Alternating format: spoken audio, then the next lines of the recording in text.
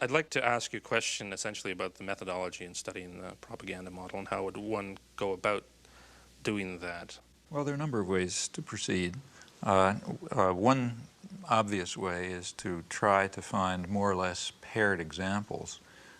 History doesn't offer true controlled experiments, but it often comes pretty close.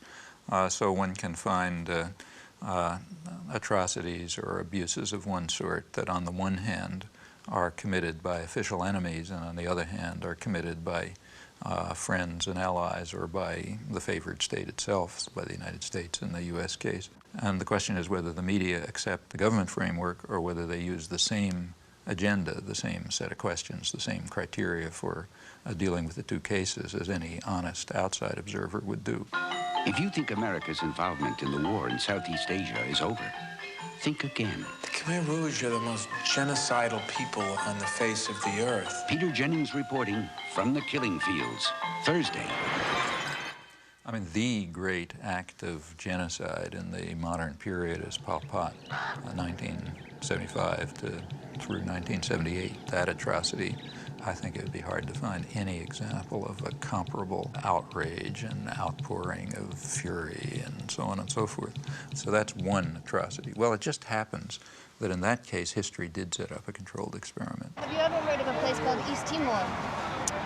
Can't say that I have. Where? East Timor? Nope. No, huh? Well, it happens that right at that time there was another atrocity, very similar in character, but differing in one respect. We were responsible for it, not Pol Pot.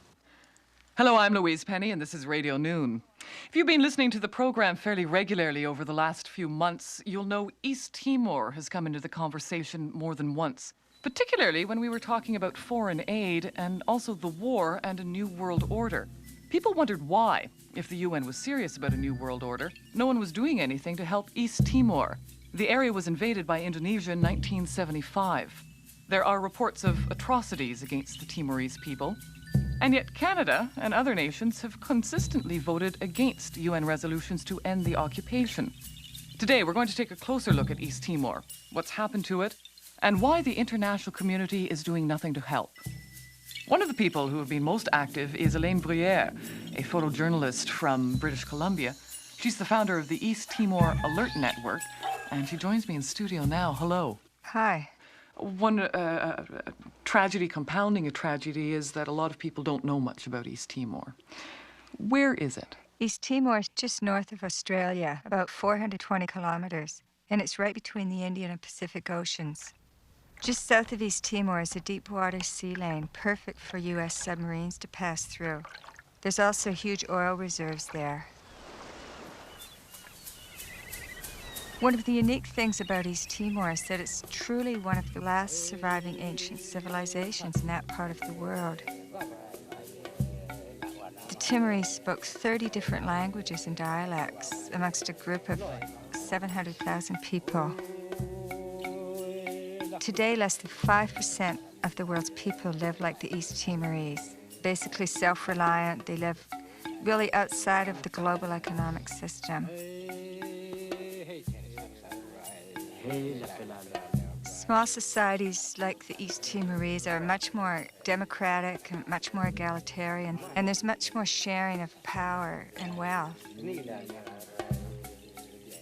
Before the Indonesians invaded, most people lived in small rural villages.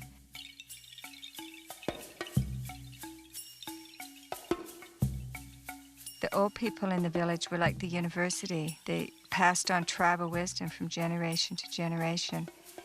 Children grew up in a safe, stimulating, nurturing environment.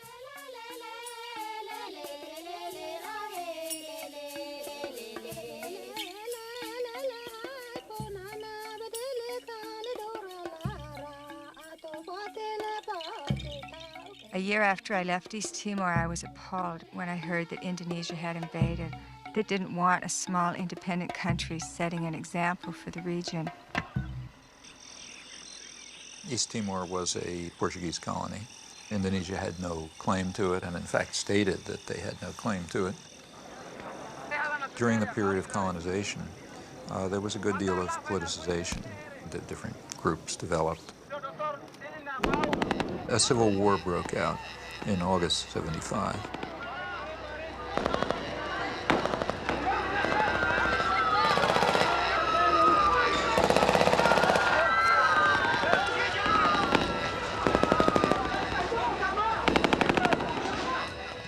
It ended up in a victory for Fredlin, which was one of the groupings, described as populist Catholic in character with some typical leftish rhetoric. Indonesia at once started intervening. What's the situation? When did those ships come in? They start arriving since Monday. 6, 7 boats together, very close to our border. They're not there just for fun, you know. They're preparing a massive operation. Something happened here last night that moved us very deeply. It was so far outside our experience as Australians that we'll find it very difficult to convey to you, but we'll try. Sitting on woven mats under a thatched roof in a hut with no walls, we were the target of a barrage of questioning from men who know they may die tomorrow and cannot understand why the rest of the world does not care. That's all they want, for the United Nations to care about what is happening here. The emotion here last night was so strong that we, all three of us, felt we should be able to reach out into the warm night air and touch it. Greg Shackleton at an unnamed village, which we'll remember forever in Portuguese Timor.